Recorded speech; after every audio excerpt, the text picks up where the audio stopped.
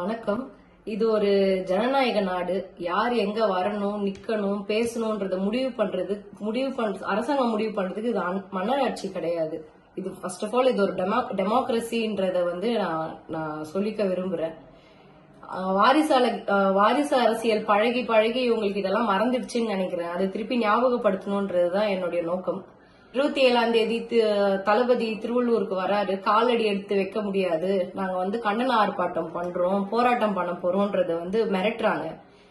டீசென்டான அரசியல் நடத்தினா நல்லா இருக்கும்னு நான் நினைக்கிறேன்.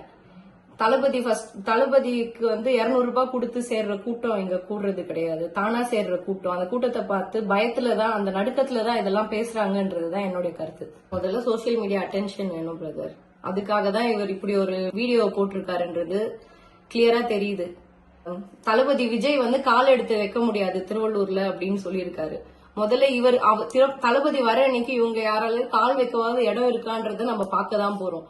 இது தானா சேர்ற கூட்டம், 200 ரூபாய்க்கோ பிரியாணிக்கோ சேர்ற கூட்டம் கிடையாது. அதை பார்த்து பயத்துலதான் இவங்க பேசுறாங்கன்றதுதான் ரொம்ப வேடிக்கையா இருக்கு. நீங்க ஆல்ரெடி பாத்திருப்பீங்க, திருச்சியில அரியலூர்ல நின்னுட்டு இருந்த கூட்டத்தை, இன்னைக்கு நாகப்பட்டினத்துல அந்த கூட்டத்தையும் நீங்க பாத்திருப்பீங்க. அந்த கூட்டத்தோட கர்ஜனையும் பாத்திருப்பீங்க. அதனுடைய பயத்துலதான் இவங்க இதெல்லாம் பேசுறாங்க. ஆல்ரெடி என்ன பண்ணாங்க, கரண்ட் கட் பண்ணாங்க, மைக்க கட் பண்ணாங்க. அந்த மாதிரி ஏதாவது இப்போ அதனுடைய இன்னொரு பிரதிபலிப்பா இப்ப ஆர்ப்பாட்டம் பண்ண போறேன்னு சொல்லி பேசிட்டு இருக்காங்க. என்ன பண்றாங்களோ தான் போறோம். இன்னைக்கு புதுசா என்ன 2 ஆம்புலன்ஸ் பதிலா 4 ஆம்புலன்ஸ் விட போறாங்களா? திருவள்ளூர்ல தளபதி வரதான் போறாரு, பிரச்சாரம் நடத்ததான் போறாங்க. நல்லபடியா நடக்கதான் போகுது, நம்ம பார்க்கதான் போறோம்.